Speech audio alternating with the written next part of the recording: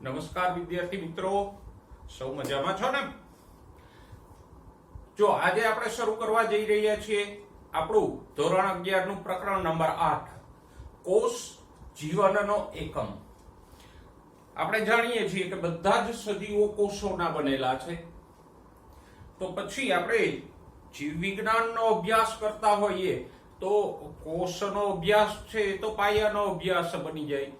અને એટલે જ આપણે આ ચેપ્ટરમાં કોષના બે પ્રકારો, આદિકોષ કેન્દ્રી અને સુકોષ કેન્દ્રી કોષ, બંને પ્રકારના કોષોની રચના, સુકોષ કેન્દ્રી કોષમાં આવેલી વિવિધ અંગિકાઓની રચના અને કાર્યોનો અભ્યાસ પ્રસ્તુત પ્રકરણમાં આપણે કરશું. પણ સૌથી પહેલા કોષની વ્યાખ્યા. તો કોષની વ્યાખ્યા તમે જાણો છો બાળકો, નીચલા ધોરણમાં પણ તમે ભણી ગયા કે કોષ એટલે શું. તો કે કોષ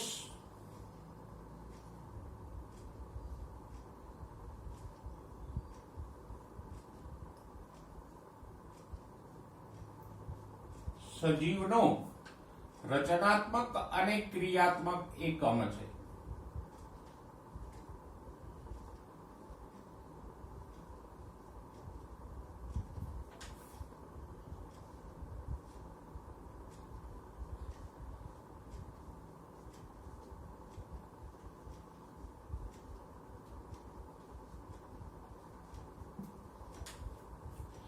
તો આ થઈ કોષની વ્યાખ્યા. શું થઈ? તો કે કોષ એટલે શું? તો કે સજીવના રચનાત્મક અને ક્રિયાત્મક એકમને આપણે કોષ કહીએ.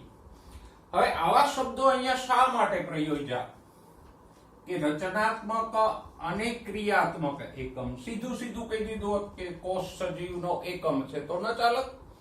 જો રચનાત્મક એકમ એટલા માટે કે બધા જ સજીવો શેનાથી રચાયેલા છે? તો કે કોષોથી રચાયેલ છે. કે સજીવના શરીરની રચના કોના દ્વારા થાય છે? કોષો દ્વારા. પછી ભલે એમાંથી અંગો બને, અંગતંત્રો બને, એ વાત જુદી છે, પણ મૂળભૂત શું છે? કોષ છે. તો આમ કોષ સજીવની રચના કરે છે માટે રચનાત્મક એકમ, અને સજીવની બધી જ મૂળભૂત ક્રિયાઓ એટલે કે ચયાપચયની ક્રિયાઓ કોના દ્વારા થાય છે?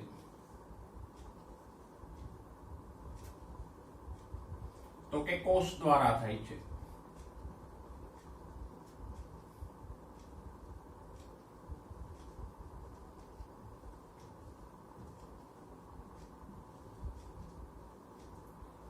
તો આમ કોષ સજીવની મૂળભૂત ક્રિયાઓ અથવા તો એમ કહીએ કે ચયાપચયની ક્રિયાઓ કરે છે માટે ક્રિયાત્મક એકમ.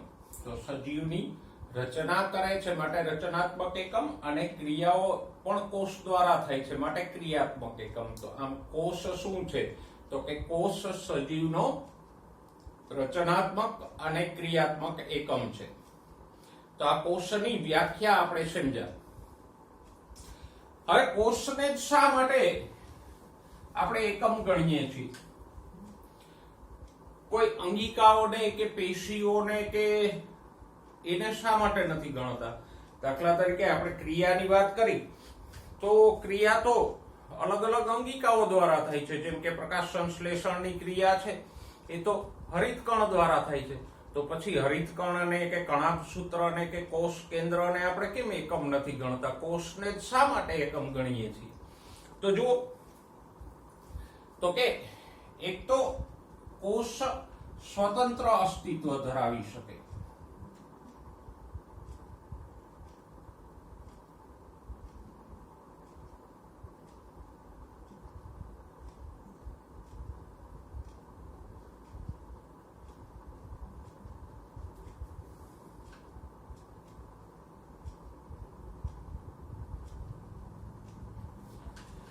એટલે કે કોષ પોતાનું અસ્તિત્વ જાળવી શકે છે.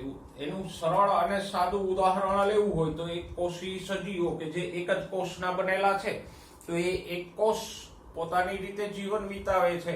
બધી ક્રિયાઓ કરે છે, પ્રજનન કરીને એકમાંથી બે થાય છે. તો આમ કોષ પોતાનું સ્વતંત્ર અસ્તિત્વ ધરાવી શકે. કોઈ અંગિકાઓ આમ સ્વતંત્ર અસ્તિત્વ નહીં ધરાવી શકે. દાખલા તરીકે હરિતકણ કે કણાભસૂત્ર કે ઇવન કોષ કેન્દ્રને આપણે એકલી રાખીએ તો એ નષ્ટ થઈ જશે. એ કોઈ ક્રિયાઓ નહીં કરી શકે. તો આમ કોષ પોતાનું સ્વતંત્ર અસ્તિત્વ ધરાવી શકે. જ્યારે અંગિકાઓ ભલે જુદી જુદી ક્રિયાઓમાં ભાગ લે પણ એ સ્વતંત્ર અસ્તિત્વ નથી ધરાવી શકતું. પછી તો કે જીવનના બધા જ આવશ્યક કાર્યો કરવા માટે કોષ સક્ષમ છે.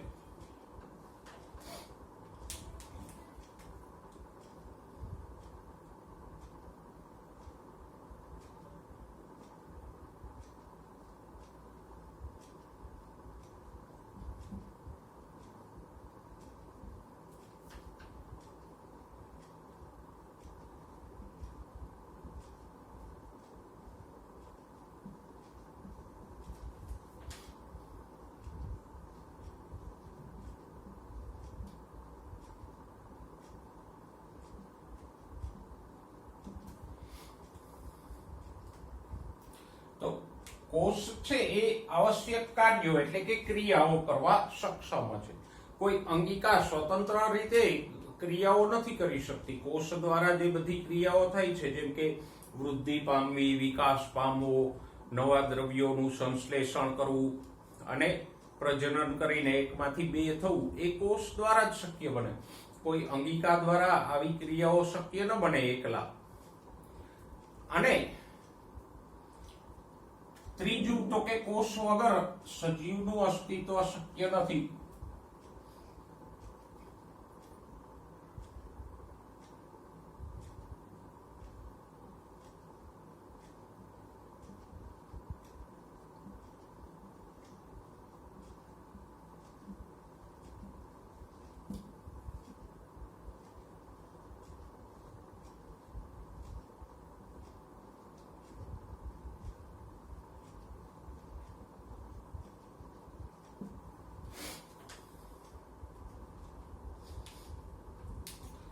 કોષ વગર તો કોઈ સજીવ સંભવી જ ન શકે ને, કારણ કે બધા જ સજીવો કોષોના બનેલા છે. તો કોષ વગરનો કોઈ સજીવ શક્ય જ નથી. હા, અંગિકાઓ વગર કોઈ સજીવનું અસ્તિત્વ સંભવે, જેમ કે હરિતકણ વગર પ્રાણીઓ અસ્તિત્વમાં છે. એવી જ રીતે આદિકોષ કેન્દ્રી કોષોમાં કણાભસૂત્ર નથી હોતા. વનસ્પતિ કોષોમાં તારા કેન્દ્ર નામની અંગિકા નથી હોતી. તો આમ કોષો એક તો સ્વતંત્ર અસ્તિત્વ ધરાવે, જેમ કે એક કોષીય સજીવો હોય તો એક જ કોષના છે ને એમાં એક જ કોષ પોતાની રીતે સ્વતંત્ર અસ્તિત્વ ધરાવે છે અને અસ્તિત્વ જાળવી પણ રાખે. પછી કોષ જીવનના બધા આવશ્યક કાર્યો જેવા કે વૃદ્ધિ, વિકાસ, ચયા પચયની ક્રિયાઓ, પ્રજનન, એ બધા કાર્યો કરવા કોષ સક્ષમ છે. અંગિકાઓ સ્વતંત્ર રીતે આવા કાર્યો કરવા સક્ષમ નથી. અને કોષ વગર જીવનનું કે સ્વતંત્ર સજીવનું અસ્તિત્વ શક્ય નથી. તો આ ત્રણ કારણોસર આપણે કોષ અને સજીવનો એકમ ગણીએ. હવે આ તો આપણો એક એમસીક્યુ પણ બની ગયો. દાખલા તરીકે આમ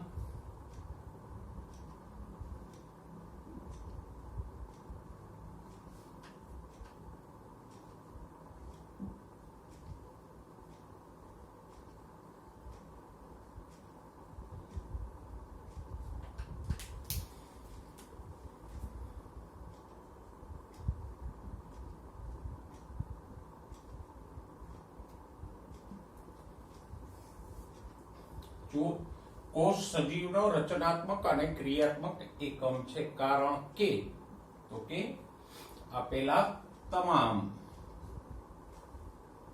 તો આ બધા આ ત્રણ કારણોસર આપણે કોષને સજીવનો રચનાત્મક અને ક્રિયાત્મક એકમ ગણીએ. કોઈ અંગિકાને કે પેશીને કે અંગને આપણે સજીવનો એકમ ગણતા નથી. ઓકે, આગળ જઈએ. સૌથી પહેલા કોષો કોણે જોયા?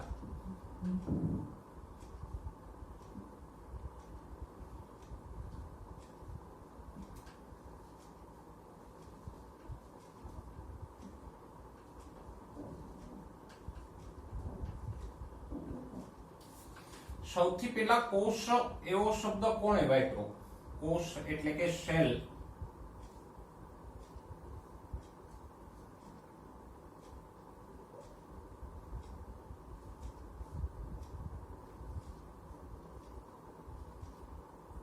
તો કે રોબર્ટ હુકે વાપર્યો.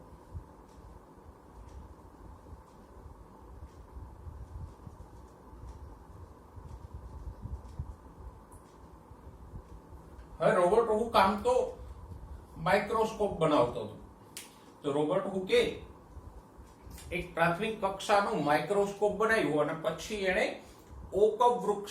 ઓક નામના વૃક્ષની છાલને આ માઇક્રોસ્કોપ નીચે મૂકી. તો એમાં એને આમ મધપુડા જેવા ખાનાઓ જોવા મળ્યા અને આ ખાનાઓને એને શું કીધું? સેલ અથવા કોષ. પણ આ જે ઓક વૃક્ષની છાલમાં એને જે કોષો જોયા એ મૃત હતા. પણ સૌપ્રથમ જીવંત કોષ કોણે જોયું માઇક્રોસ્કોપમાં?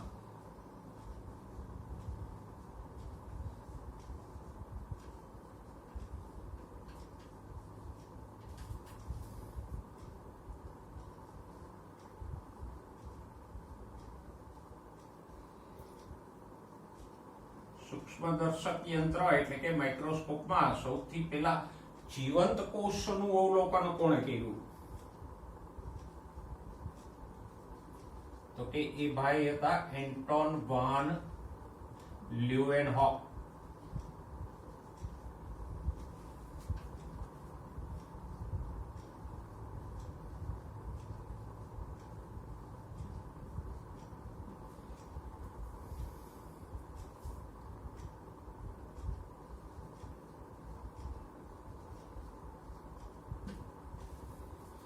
તો આમ બે મહાનુભાવોનો આપણે અહીંયા ઉલ્લેખ કર્યો કે સૌપ્રથમ રોબર્ટ હુકે કોષો જોયા અને કોષ એવો શબ્દ વાપર્યો, પણ એ કોષો કેવા હતા? મૃત હતા. તો સૌથી પહેલા જીવંત કોષો કોણે જોયા? એન્ટોન વાન લ્યુવેનહોકે. કારણ કે લ્યુવેનહોક છે એ પણ માઇક્રોસ્કોપ બનાવવા માટે મહેનત કરતો અને એમાં કંઈક જોતો રહેતો બનાવીને.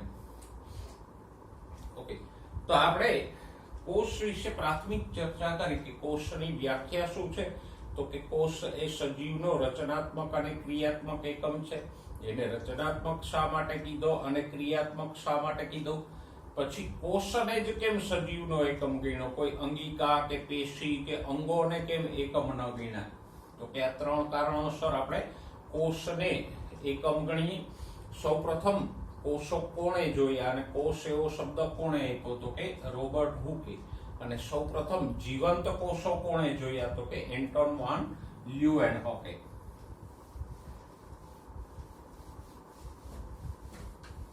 તો પ્રસ્તાવનામાંથી આટલી બાબતોને ખ્યાલમાં રાખજો. અને જે સવાલ આપ્યો છે તમને ચેપ્ટરની શરૂઆતમાં, એનો પણ જવાબ હવે તમને મળી ગયો હશે કે કોષ એટલે શું? તો કે સજીવના રચનાત્મક અને ક્રિયાત્મક એકમને કોષ કહે છે. હવે આગળ જઈએ. નેક્સ્ટ ટોપિક છે આપણો કોષવાદ, સેલ થિયરી.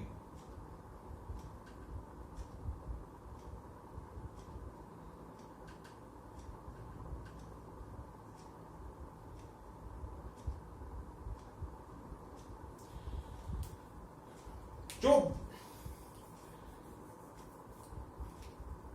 19મી સદીના મધ્યમાં એટલે કે 1850 પછી આ રોબર્ટ હુક, એન્ટોન વાન લ્યુવેનહોક અને બીજા ઘણા બધા વૈજ્ઞાનિકો માઇક્રોસ્કોપ બનાવવા માંડ્યા. અને પછી એ માઇક્રોસ્કોપના આધારે બીજા જીવશાસ્ત્રીઓ સજીવના અલગ અલગ ભાગો અને કોષોનો અભ્યાસ કરવા માંડ્યા.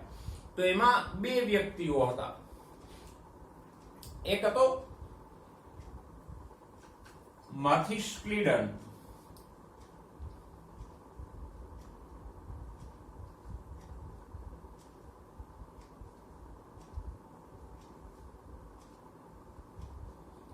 એ જર્મનીનો વનસ્પતિ શાસ્ત્રી હતો.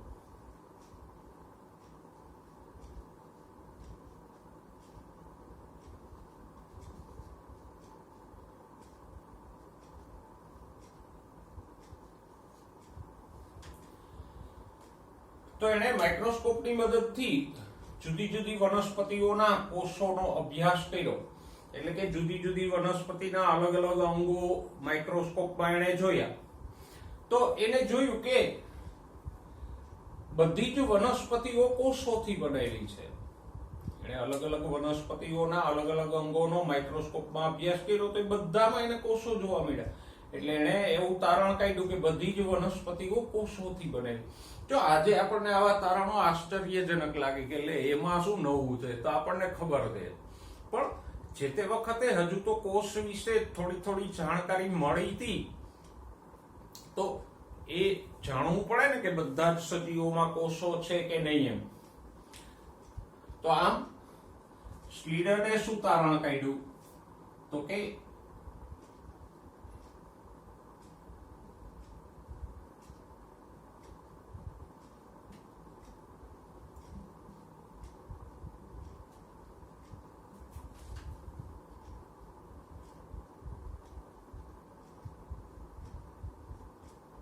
બધી જ વનસ્પતિઓ કોષોથી બનેલ છે અને કોષો જ વનસ્પતિ પેશીઓનું સર્જન કરે છે.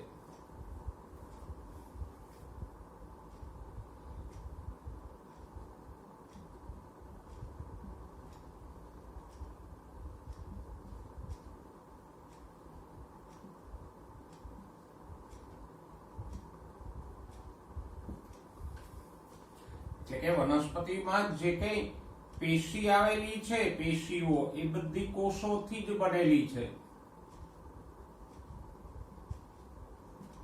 ઇન શોર્ટ સ્લીડને એવું તારણ કાઢ્યું કે બધી વનસ્પતિઓ કોષોથી બનેલી છે. ઓકે, બીજી બાજુ એક બીજા ભાઈ હતા કે જે બ્રિટનમાં પોતાની રીતે અભ્યાસ કરતા હતા. એ ભાઈનું નામ છે થિયોડોર સ્વાન.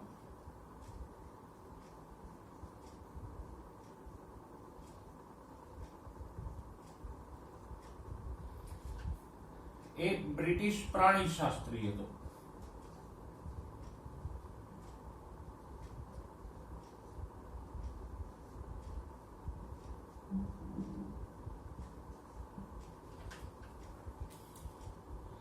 તો એણે જુદા જુદા પ્રાણીઓનો અભ્યાસ કર્યો અને પ્રાણી કોષોના અભ્યાસ ઉપરથી એણે એક તારણ તો એ કાઢ્યું કે બધા જ પ્રાણીઓ કોષોથી બનેલા છે. પણ પછી આગળ એણે તારણ કાઢ્યું કે પ્રાણી કોષની બહારની બાજુએ કોષરસ પટલ આવેલું હોય, જ્યારે કોષ દિવાલ એ વનસ્પતિ કોષોનું આગવું લક્ષણ છે. એટલે 100 ને 2 તારણો આપણને આપ્યા કે યાર તો કે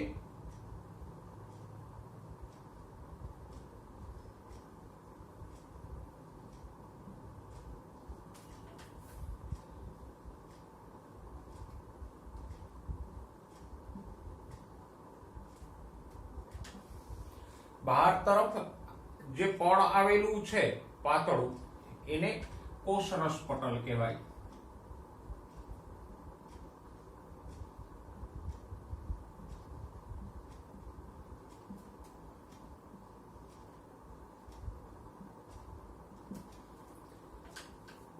અને બીજું તારણ એ કાઢ્યું કે કોષ દિવાલ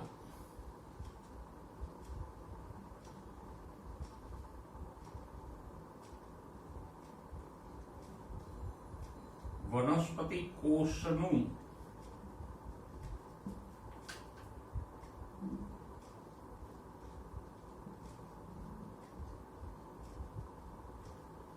આગવું લક્ષણ છે. એટલે કે વનસ્પતિ કોષનું અજોડ લક્ષણ છે. પ્રાણી કોષમાં કોષ દિવાલ હોતી નથી. એટલે આ બે બાબતોને આપણે સરળ રીતે કહી શકીએ. પ્રાણી કોષમાં બહાર તરફ કોષરસ પટલ આવેલું છે, મતલબ કે કોષ દિવાલ નથી. વનસ્પતિ કોષની વાત કરો તો એમાં બહાર તરફ શું હોય? કોષ દિવાલ હોય અને એની અંદર તરફ કોષરસ પટલ હોય. તો આ વાક્યનો અર્થ શું થાય? બહાર તરફ કોષરસ પટલ આવેલું છે, મતલબ કોષ દિવાલ નથી. અને આ વાક્યનો અર્થ પણ એ જ થાય કે કોષ દિવાલ એ વનસ્પતિ કોષનું આગવું લક્ષણ છે, મતલબ વનસ્પતિ કોષમાં જ કોષ દિવાલ હોય, પ્રાણી કોષમાં હોતી નથી. તો આ બે વાક્યોને આપણે સરળતાથી લખી શકીએ.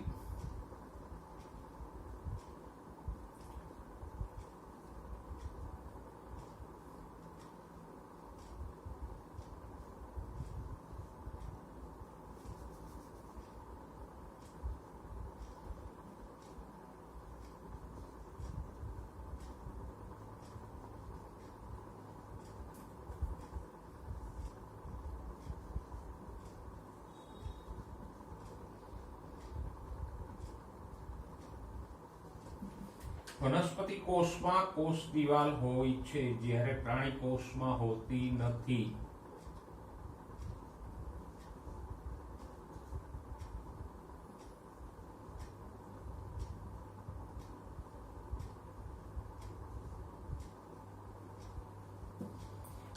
આ બે વાક્યનો સાર આપણે અહીંયા સરળતાથી લખી દીધો.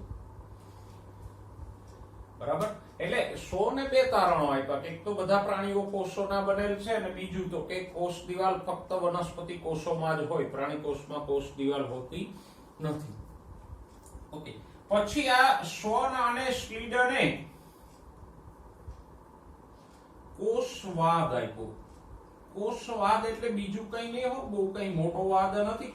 કોષ વિશેના બે તથ્યો એને રજૂ કર્યા. આ બંને કયા? તો કે પેલું તથ્ય તો એ હતું કે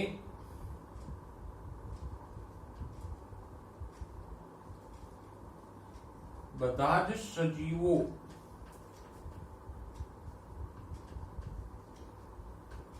કોષો અને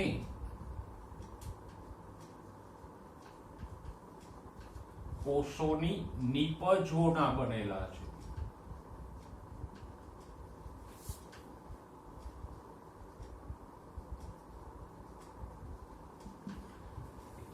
આ વડે એવું નવું આવ્યું. આપણે એવું તો જાણીએ છીએ કે બધા જ સજીવો કોષોના બનેલા છે, પણ કોષો અને વળી કોષોની નિપજો એટલે શું? તો કે આપણા શરીરની વાત કરો, જુઓ, વાળ, નખ એ સજીવનો હિસ્સો છે, પણ કોષોના નથી બનેલા. આ શું છે?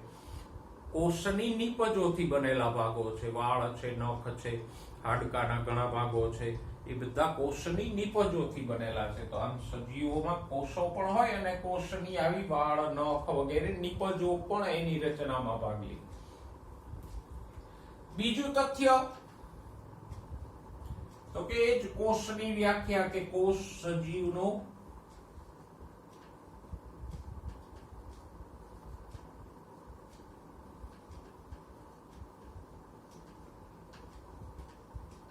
રચનાત્મક અને ક્રિયાત્મક એકમ છે.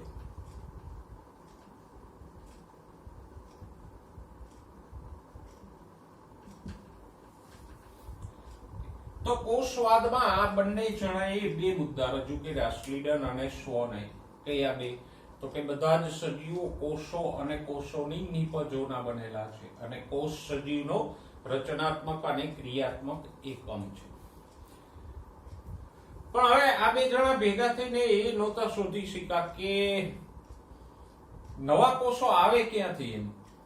કારણ કે સજીવની વૃદ્ધિ થાય છે તો નવા કોષો ઉમેરાય તો જ વૃદ્ધિ થતી હોય ને. એ વાત કોણે આપી? તો કે ત્રીજો વૈજ્ઞાનિક હતો, રુડોલ્ફ વિર્સોવ.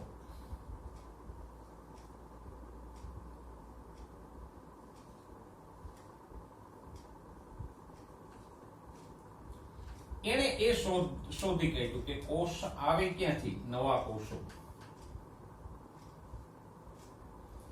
તો કે નવો કોષ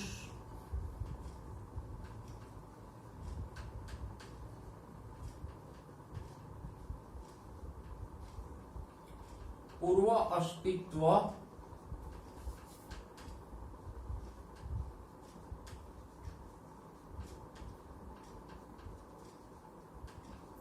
ધરાવતા કોષમાંથી ઉત્પન્ન થાય છે.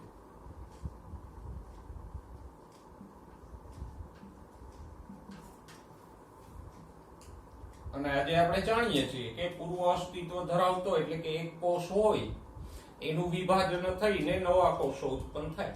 તો નવો જે કોઈ કોષ હોય એ ક્યાંથી આવ્યો હોય? તો કે આગળના કોષના વિભાજનથી ઉત્પન્ન થયો. અને આના માટે એને લેટિનમાં કયા શબ્દો વાપર્યા આ વાક્ય માટે?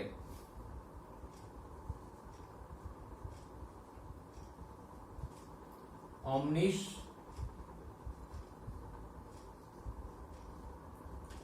સેલ્યુલા ઈ સેલ્યુલા.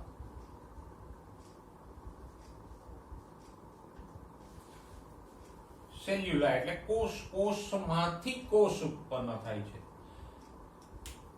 ઓકે, આ ઓમ્નિસ સેલ્યુલા ઈ સેલ્યુલા નો અર્થ નીટના એક MCQ માં પૂછાયેલો પણ છે. તો આ થયો કોષવાદ.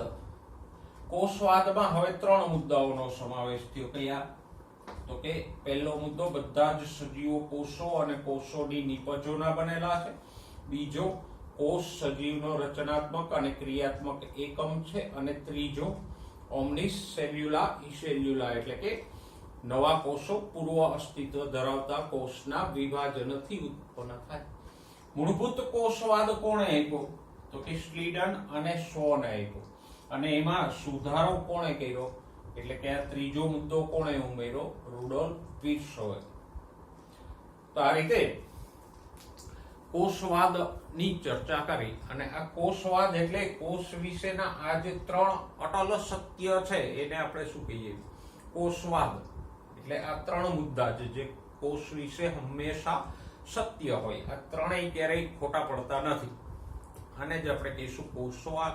તો આપણે અહીંયા કોષ અને કોષવાદનો પરિચય મેળવો. હવે જોઈએ આપણો નેક્સ્ટ ટોપિક, કોષનું વિહંગાવલોકન. વિહંગાવલોકન એટલે ઉપર છેલ્લું અવલોકન કોષનું. કોષની પ્રાથમિક માહિતીની વાત કરીએ અહીંયા આપણે. તો જો આપણે સામાન્ય અવલોકન માટે કયા કોષો લઈ શકીએ? તો કે 2 કોષોનો અભ્યાસ આપણે નીચલા ધોરણમાં પણ કરી ગયા. એક છે ડુંગળીના કોષો અને બીજા છે મનુષ્યના ગાલના કોષો.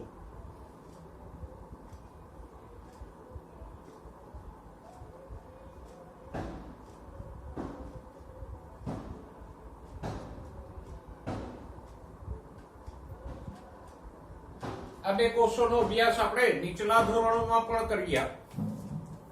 તો લાક્ષણિક વનસ્પતિ કોષ તરીકે આપણે કોને લઈએ? તો કે ડુંગળીના કોષો લઈએ.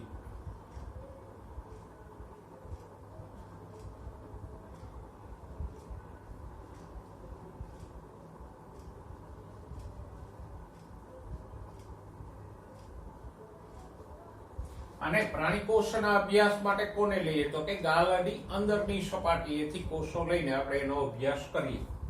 અને એ અભ્યાસ કરીએ તો આપણને 2 વિશેષતા જોવા મળે. એક તો ડુંગળીના કોષોમાં કોષની ફરતે કોષ દિવાલ હોય.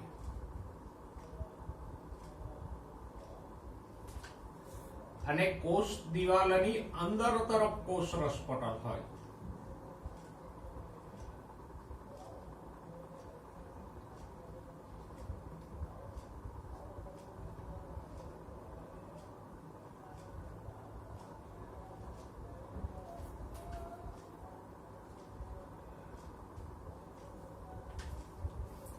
જ્યારે ગાલના કોષો એટલે કે પ્રાણી કોષોનો અભ્યાસ કરીએ તો ખબર પડે કે એમાં કોષ દિવાલ હોતી નથી.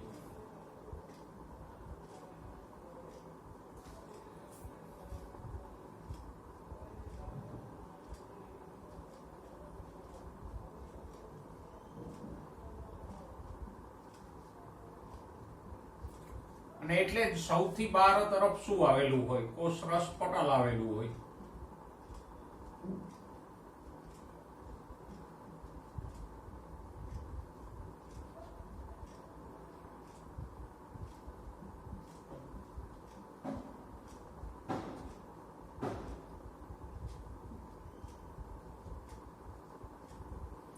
એ તો સ્વાભાવિક છે ને. કોષ દિવાલ ના હોય તો સૌથી બહાર કયું સ્તર આવી જાય? કોષ રસપટલ. જો કોષ દિવાલ હોય તો સૌથી બહાર કોષ દિવાલ હોય અને એની અંદર તરફ કોષ રસપટલ હોય. તો આ 2 બાબતો આપણે સામાન્ય જોઈ કોષ વિશે. હવે કોઈ પણ કોષ તમે માઇક્રોસ્કોપમાં જુઓ, ડુંગળીના કોષો જુઓ કે ગાલના કોષો જુઓ, આપણને એમાં પ્રાથમિક દ્રષ્ટિએ શું જોવા મળે?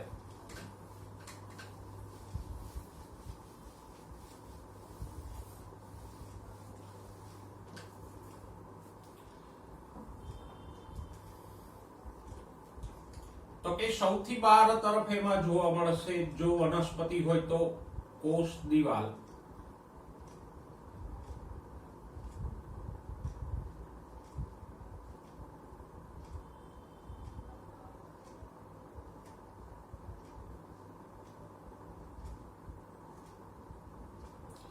એની અંદર તરફ હોય કોષરસ સ્તર કે કોષરસ પટલ.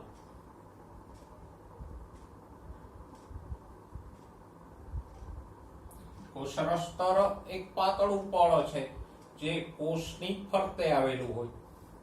બીજું, માઇક્રોસ્કોપમાં કોષ જોઈએ તો આપણને અંદર કોષ કેન્દ્ર પણ જોવા મળશે.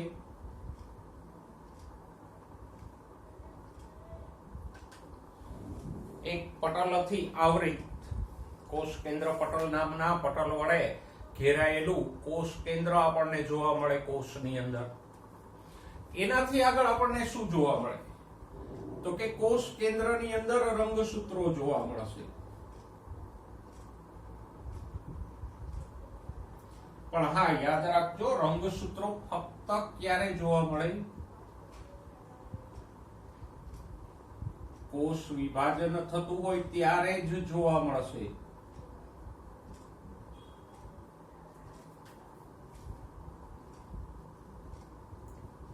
કોઈ કોષ વિભાજન ના પામતો હોય ત્યારે એના કોષ કેન્દ્રમાં રંગસૂત્રો ના હોય, ત્યારે તો બધા રંગસૂત્રો વિખરાઈને જાડું બનેલું હોય ડીએનએ નું. એટલે ફક્ત કોષ વિભાજન થાય ત્યારે જ રંગસૂત્રો બને અને વિભાજન પૂરું થઈ જાય એટલે વિખરાઈ જાય. તો રંગસૂત્રો ફક્ત અને ફક્ત ક્યારે જોવા મળે? વિભાજન સમયે જ કોષ કેન્દ્રમાં રંગસૂત્રો જોવા મળશે. અને રંગસૂત્રો શું ધરાવે છે તો કે ડીએનએ ધરાવે છે. ડીએનએ ને આપણે આનુવાંશિક દ્રવ્ય કહી શકીએ.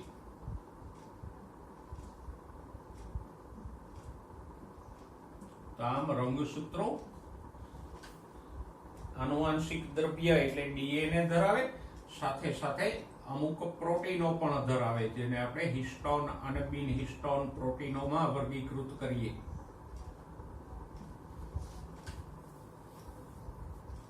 એનાથી આગળ કોષમાં શું જોવા મળે તો કે કોષમાં કોષરસ આધારક જોવા મળે.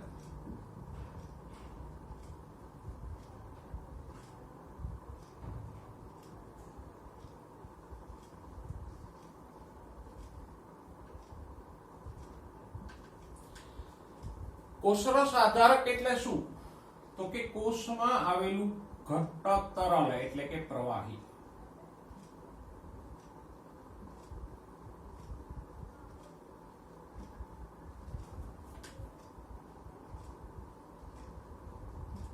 તરલ એટલે પ્રવાહી. તો કોષની અંદર જે ઘટ્ટ પ્રવાહી હોય એને કહેવાય કોષરસ આધારક. અને આ આધારકની અંદર બધી અંગિકાઓ તરતી હોય. તો આદિકોષ કેન્દ્રી હોય કે સુકોષ કેન્દ્રી કોષ હોય, બંનેમાં આવું ઘટ્ટ કોષરસ આધારક ભરેલું હોય. અને એની અંદર સુકોષ કેન્દ્રી કોષ હોય તો બધી અંગિકાઓ તરતી હોય. અને આ આધારક છે એ જ પ્રક્રિયાઓનું મુખ્ય સ્થાન છે.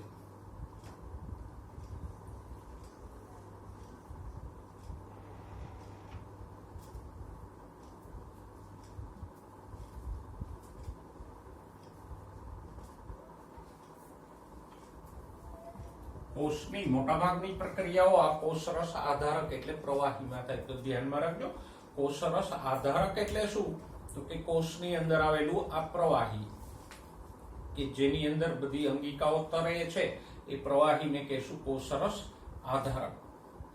પછી જોવા મળે જુદી જુદી અંગિકાઓ.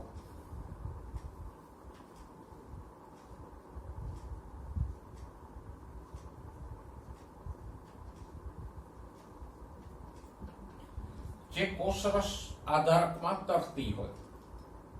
હવે અંગિકાઓની વિસ્તારથી વાત આપણે આ પ્રકરણમાં આગળ કરશું, પણ અત્યારે એકાદ બે વિશિષ્ટ અંગિકાઓ જોઈ લે. દાખલા તરીકે જો એક અંગિકા છે રિબોઝોમ.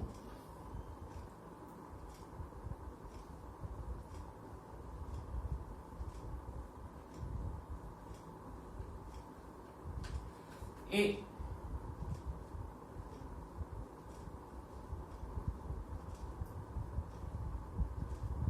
પટલ વિહીન અંગિકા છે અને બે પ્રકારના કોષોમાં જોવા મળે.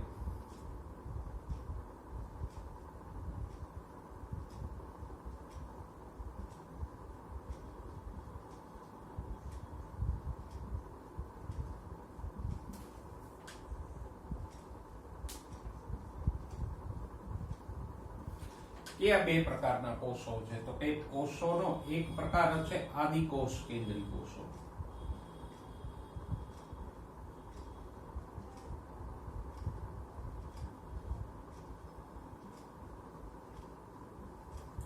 અને બીજો પ્રકાર છે સુકોષ કેન્દ્રી કોષો.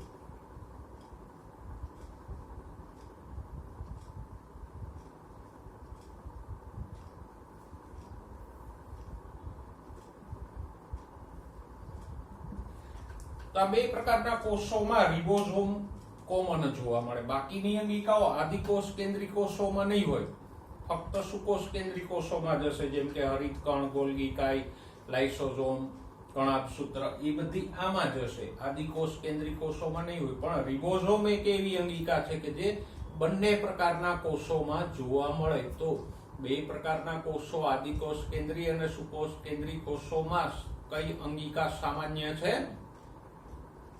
રિબોઝોમ. અને કેવી છે? પટલ વિહીન અંગિકા છે. પણ હવે આદિકોષ કેન્દ્રી કોષોમાં એક ફક્ત કોષરસમાં તરતી હોય.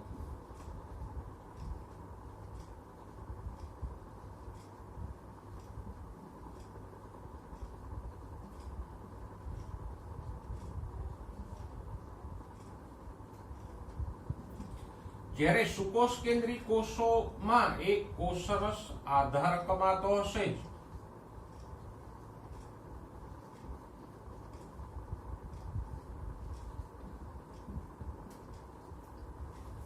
એના ઉપરાંત અંતઃકોષરસ જાળ પર હશે,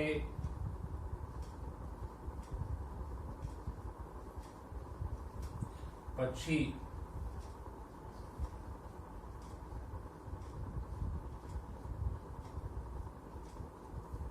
હરિતકણ અને કણાભસૂત્રની અંદર પણ જોવા મળશે.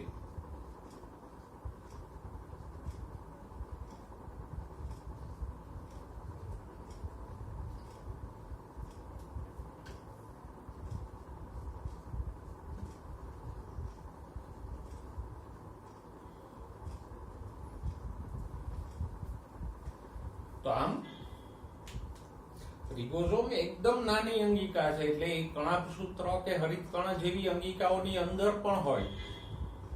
અને આ કોષમાં તો અંતઃકોષરસ જાળ ન હોય, આદિકોષ કેન્દ્રી કોષમાં હરિતકણ ના હોય, કણાભસૂત્ર ના હોય, એટલે એ ત્યાં રિબોઝોમ હોવાનો કોઈ ચાન્સ છે જ નહીં.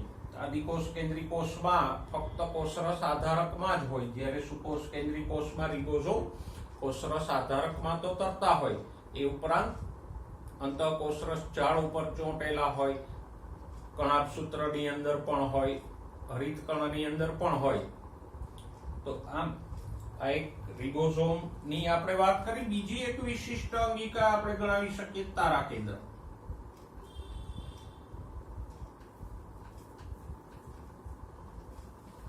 એ ફક્ત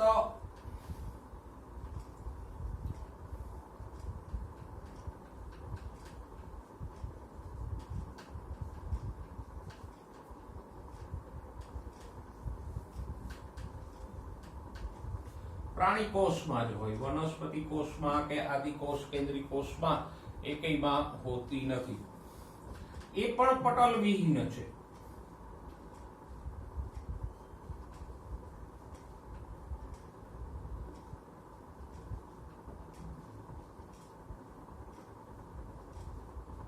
અને કોષ વિભાજનમાં એ ભાગ લેશે.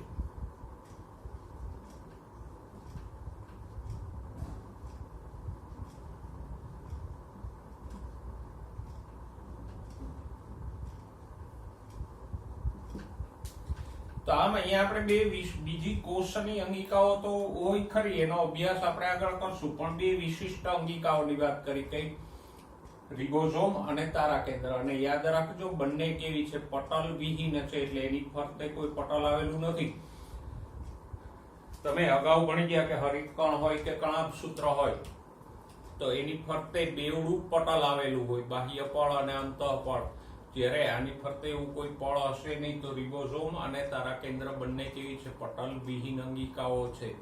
એના પટલ વિહીન અંગિકાઓના ઉદાહરણો કયા છે બરાબર યાદ રાખજો, રિબોઝોમ અને તારા કેન્દ્ર.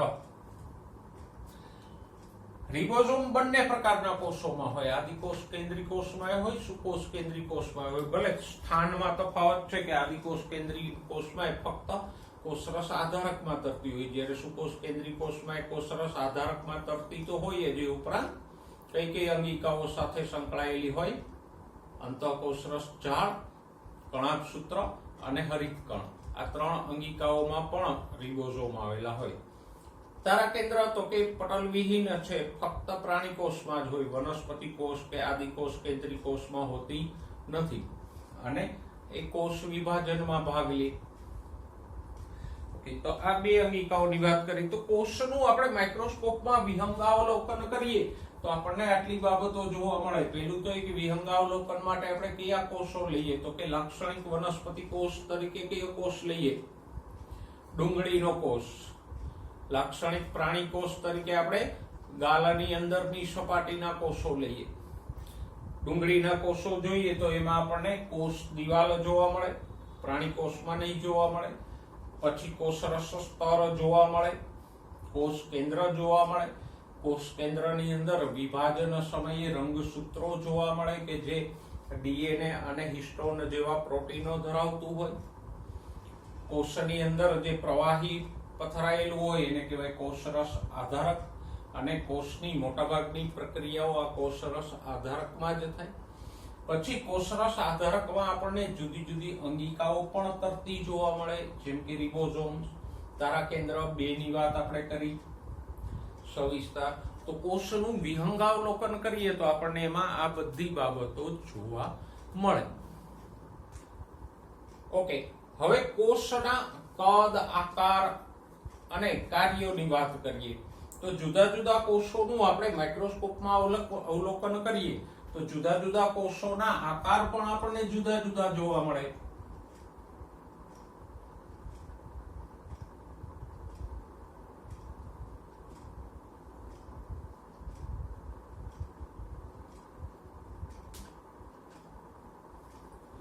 કેવા જુદા જુદા જોવા મળે, તો કે જુઓ, આપણા શ્વેતકણો છે એ અમીબોઇડ છે. અમીબા અને શ્વેતકણો છે આપણા એ અમીબોઇડ એટલે કે અનિયમિત આકારના હોય. એક ખોટા પગ ઉત્પન્ન કર્યા કરે અને પોતાનો આકાર બદલા કરે, એક સરખો આકાર એ જાળવે નહીં.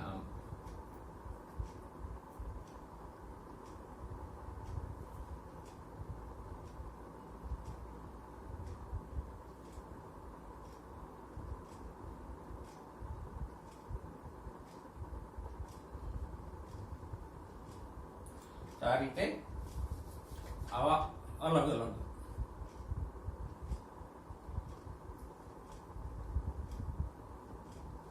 અમીબોઇડ એટલે અમીબા જેવા કોણ છે, તો કે આપણા શ્વેતકણો. પછી ઘણા કોષો ગોળ જોવા મળે. ઉદાહરણ તરીકે આપણા રક્તકણો આમ ગોળાકાર હશે, પણ આડા છેદમાં જુઓ તો દ્વિઅંતર ગોળ આમ જોવા મળે, બંને સપાટીએથી અંતરગોળ.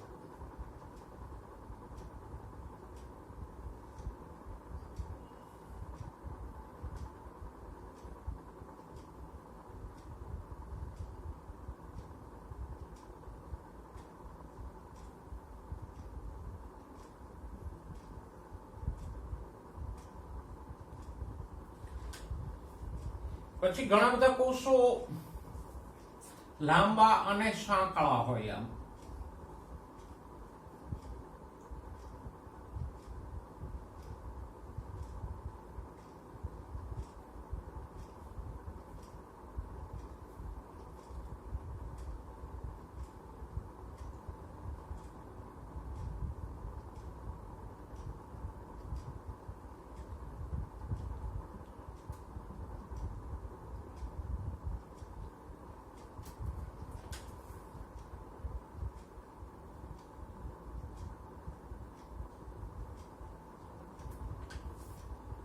કયા છે તો કે સ્તંભીય અધિચ્છદ પેશીના કોષો આવા જોવા મળે.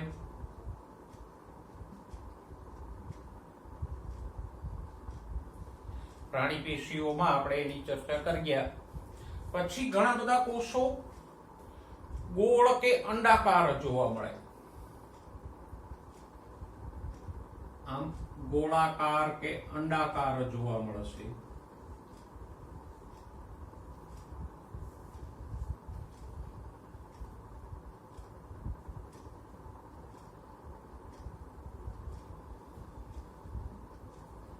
એવા કયા કોષો છે તો કે વનસ્પતિના પર્ણમાં આવેલા પર્ણમધ્યના કોષો.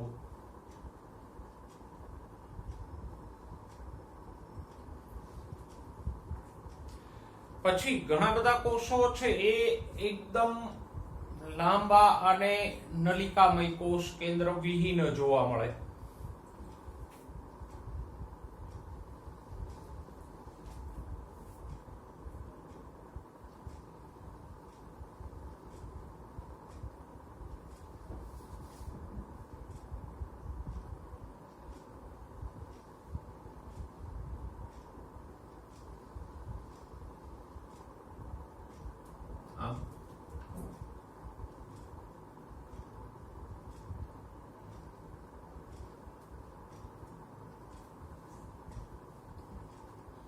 દાખલા તરીકે વનસ્પતિની જલવાહકમાં આવેલ જલવાહિનીના કોષો. ઘણા કોષો શાખિત હોય, આમ ઘણા બધા પ્રવર્ધો વાળા.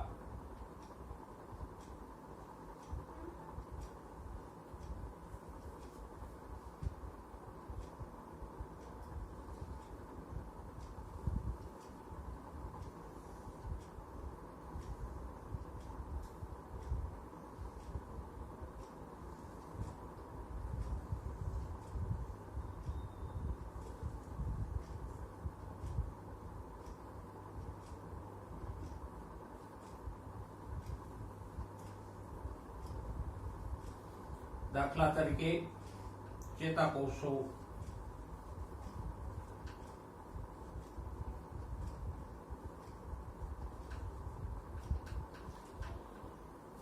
તો આમાં આપણને અલગ અલગ આકારના કોષો જોવા મળે. નાનું યાદ રાખજો, અમીબોઇડ એટલે કે અમીબા જેવા અનિયમિત આકારના કોષો કયા છે? શ્વેત કણો. પછી ગોળ અને આડા છેદમાં દ્વિઅંતરગોળ કોષો કયા છે? રક્તકણો. લાંબા અને સાંકડા કોષો કઈ પેશીમાં હોય? સ્તંભીય અધિચ્છદ પેશીમાં. ગોળ કે અંડાકાર કોષો કઈ પેશીમાં હોય? પર્ણમધ્ય પેશીમાં હોય. લાંબા નલિકામય કોષો શેમાં હોય તો કે જલવાહિની અને જલવાહિની કીના કોષો આવા લાંબા નલિકામય છે. શાખિત પ્રવર્ધો યુક્ત કોષો કયા છે તો કે ચેતાકોષો શાખિત અને પ્રવર્ધો વાળા છે. તો આ કોષોના આકારની આપણે ચર્ચા કરી. તો આ આકારના ઉદાહરણો આકૃતિની મદદથી યાદ રાખજો. હવે વાત કરીએ કોષના કદની. તો જેમ આકાર જુદા જુદા છે એમ કોષોના કદ પણ જુદા જુદા હોય. ઉદાહરણ તરીકે જુઓ,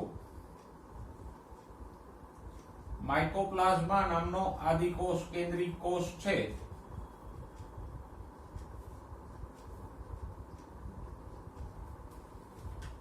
એ 0.3 માઇક્રોમીટર નો વ્યાસ ધરાવે અને સૌથી નાનો જીવંત કોષ છે.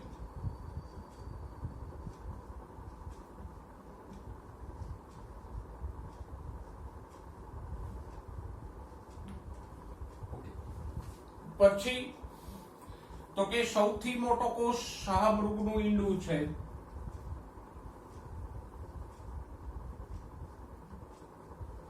શાહમૃગનું ઈંડું છે એ પણ અંડકોષ જ છે. તો એ સૌથી મોટો છે કે જે લગભગ 1 ફૂટ જેટલો વ્યાસ ધરાવે.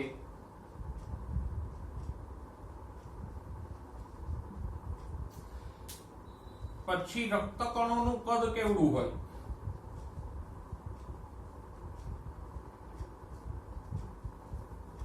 તો કે લગભગ 7 માઇક્રોમીટર વ્યાસના હોય.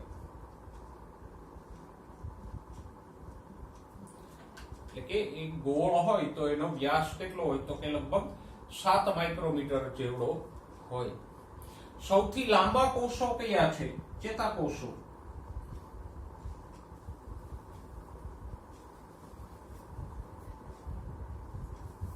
કારણ કે એના પ્રવર્ધો છે એ બહુ લાંબા હોય.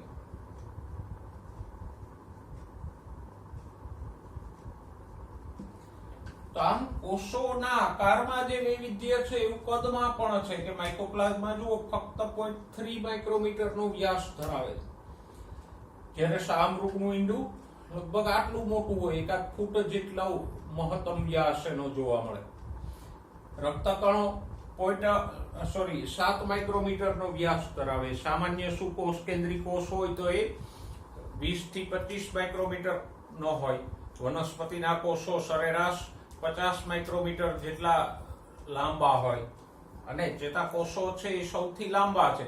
એના પ્રવર્ધો તો મગજથી લઈ અને શરીરના બીજા છેડા સુધી પણ ફેલાયેલા હોય. તો આમ કોષના આકારો અને કદમાં પણ વૈવિધ્ય જોવા મળે. તો કોષનું વિહંગાવલોકન કરીએ તો આપણને આ બધી બાબતો જોવા મળે કે કોષની ફરતે કોષ દિવાલ હોય, તો એની અંદર કોષ સ્તર હોય, અંદર આધારક નામનું પ્રવાહી હોય, આધારકમાં જુદી જુદી અંગિકાઓ હોય, અને વિવિધ કોષોના આકારો અને કદમાં પણ આપણને અનેક વૈવિધ્ય જોવા મળે.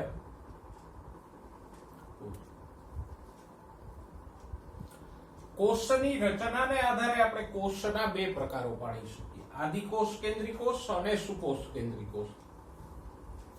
આને બરાબર સમજો. લગભગ દરેક ચેપ્ટરમાં આ ઉલ્લેખ આવશે, આદિકોષ કેન્દ્રી કે સુકોષ કેન્દ્રી, આ શબ્દો આવશે બધા ચેપ્ટરોમાં. એટલે આને બરાબર સમજી લેજો કે આદિકોષ કેન્દ્રી કોષ કોને કહેવાય અને સુકોષ કેન્દ્રી કોષ કોને કહેવાય. જોઈએ આદિકોષ કેન્દ્રી કોષનું પહેલું લક્ષણ, તો કે એમાં કોષમાં કોષ કેન્દ્ર પટલ આવેલું ન હોય.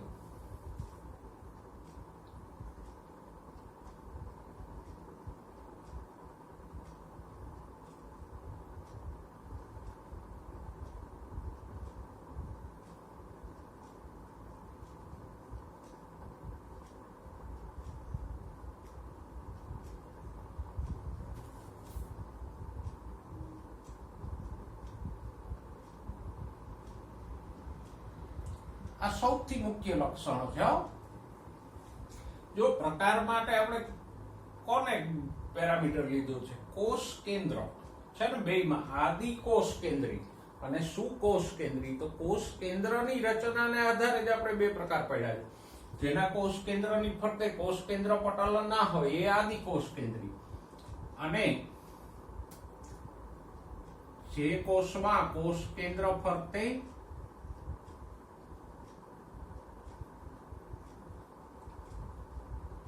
બેવડું કોષ કેન્દ્ર પટલ હોય એ સુકોષ કેન્દ્રી કોષ.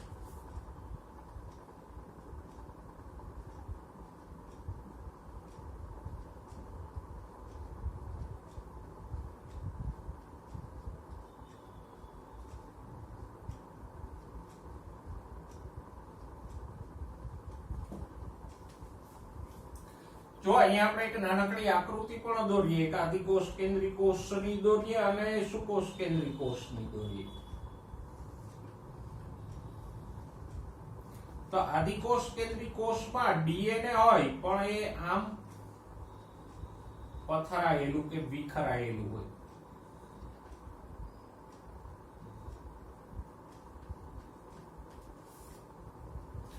જ્યારે સુકોષ કેન્દ્રી કોષમાં રચના કેવી જોવા મળે?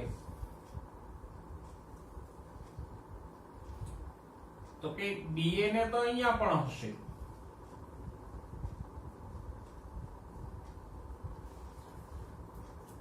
પણ ડીએનએ ની ફરતે બેવડું કોષ કેન્દ્ર પટલ જોવા મળશે.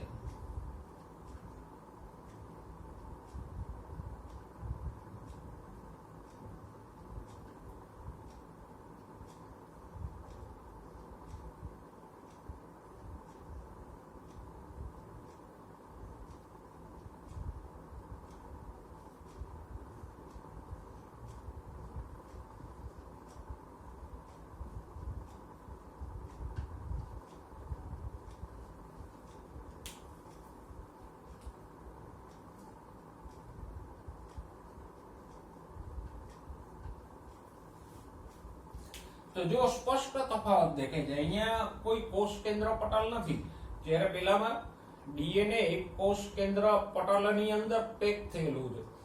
એટલે કે ડીએનએ ને તમે ચોકલેટ સમજી લ્યો તો આ સરસ મજાની કોષ કેન્દ્ર પટલના રેપર વાળી ડેરી મિલ્ક જેવી ચોકલેટ છે, જ્યારે આ ચોકલેટ રેપર વગરની છે. આની ફરતે કોઈ કોષ કેન્દ્ર પટલ નામનું રેપર આવેલું નથી.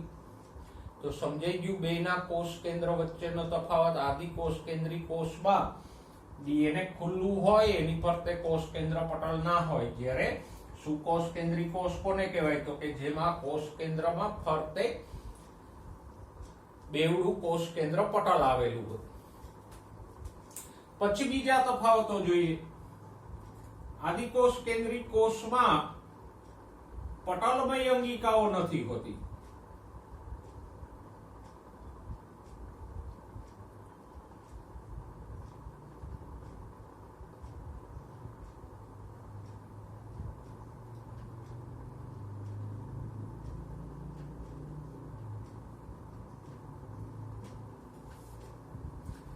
જ્યારે સુકોષ કેન્દ્રી કોષમાં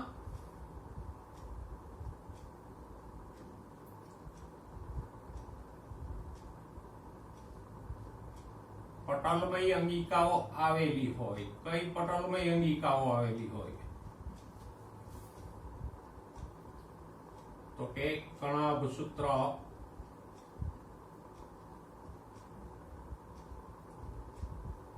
ગોલ્ગી કાય,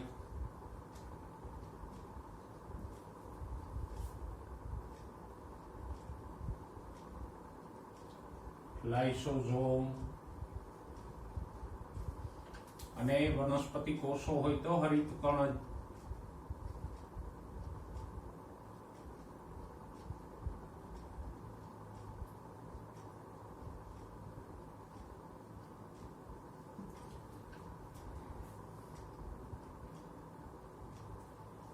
દાખલા તરીકે જુઓ,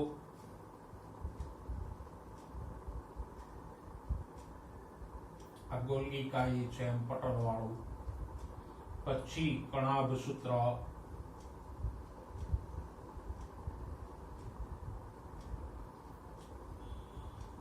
લાઇસોઝોમ્સ હોય, પેરોક્સિઝોમ્સ હોય,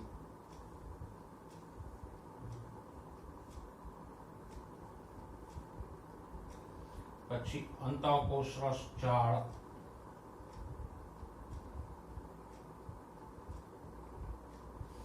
એ બધું આવેલું હોય. આમાં એવી કોઈ અંગિકાઓ જોવા મળતી નથી.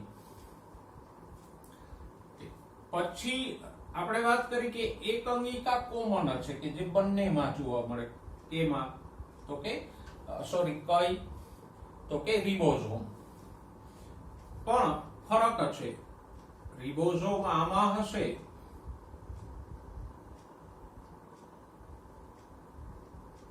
એ 70 સ્વેડબર્ગ ના હશે. એસ ફોર સ્વેડબર્ગ એ રિબોઝોમ નું કદ માપવાનો એકમ છે.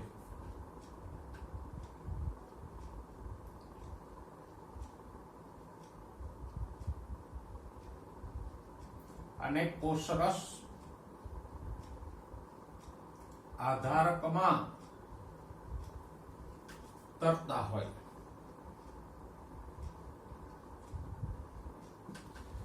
જ્યારે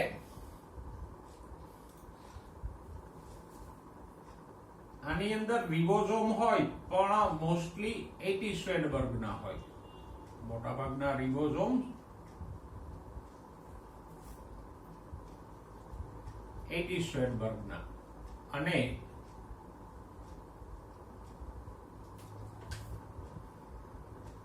કોષરસ આધારકમાં તરતા હોય.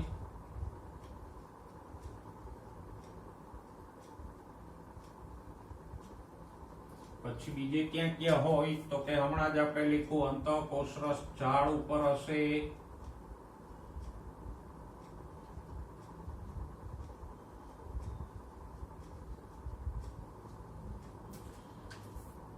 પછી કણાભસૂત્રની અંદર અને હરિતકણની અંદર હોય.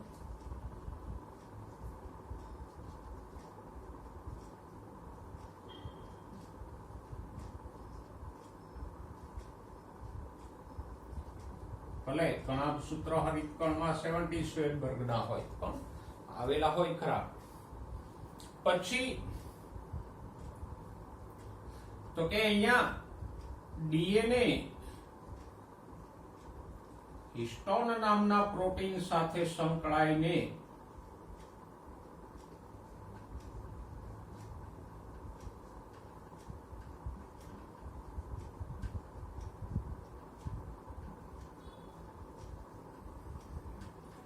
રંગસૂત્રની રચના કરતું નથી, કારણ કે રંગસૂત્રની રચના માટે હિસ્ટોન અને બિન હિસ્ટોન પ્રોટીનો આવશ્યક છે.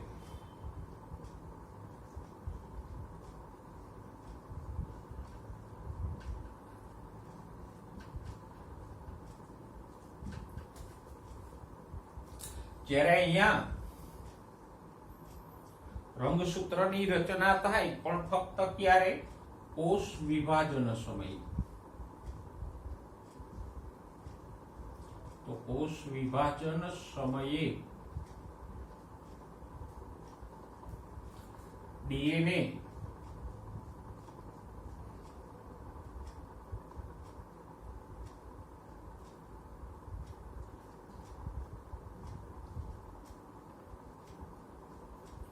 હિસ્ટોન પ્રોટીન સાથે સંકળાય. હિસ્ટોનની સાથે બિન હિસ્ટોન પણ ભાગ લે, પણ એની વાત આગળ કરશું.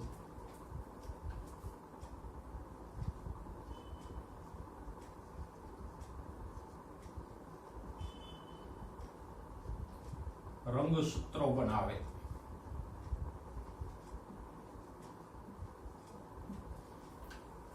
તો આમ આદિકોષ કેન્દ્રી અને સુકોષ કેન્દ્રી કોષો વચ્ચે આટલા પાયાના તફાવતો છે. પણ એમાં ખાસ આ બે કે આદિકોષ કેન્દ્રી કોષમાં કોષ કેન્દ્ર ફરતે કોષ કેન્દ્ર પટલ ના હોય, સુકોષ કેન્દ્રી કોષમાં હોય. આદિકોષ કેન્દ્રી કોષમાં કોઈ બેવડા પટલવાળી અંગિકાઓ નથી હોતી, જ્યારે સુકોષ કેન્દ્રી કોષમાં કણાભસૂત્ર, ગોલ્ગી કાય, લાઇસોસોમ, પેરોક્સિસોમ, હરિતકણ અને અંતઃકોષરસ ઝાડ જેવી બેવડા પટલવાળી અંગિકાઓ આવેલી હોય. તો આ આદિકોષ કેન્દ્રી અને સુકોષ કેન્દ્રી કોષના તફાવતોને આકૃતિ સાથે તમારી નોટબુકમાં નોંધી લેજો. સાથે સાથે એઝ ઓલવેઝ જે કંઈ બોર્ડ ઉપર મેં નોંધ કરી છે એને પણ તમારી નોટબુકમાં નોંધતા રહેજો, જેથી કરીને તૈયારીમાં તમને એકદમ શોર્ટ હેન્ડ એક નોટ મળી રહે. નેક્સ્ટ ટાઈમ આદિકોષ કેન્દ્રી કોષની રચના સાથે ફરીવાર મળીશું. ત્યાં સુધી સ્વસ્થ રહો, મસ્ત રહો અને ભણવામાં વ્યસ્ત રહો.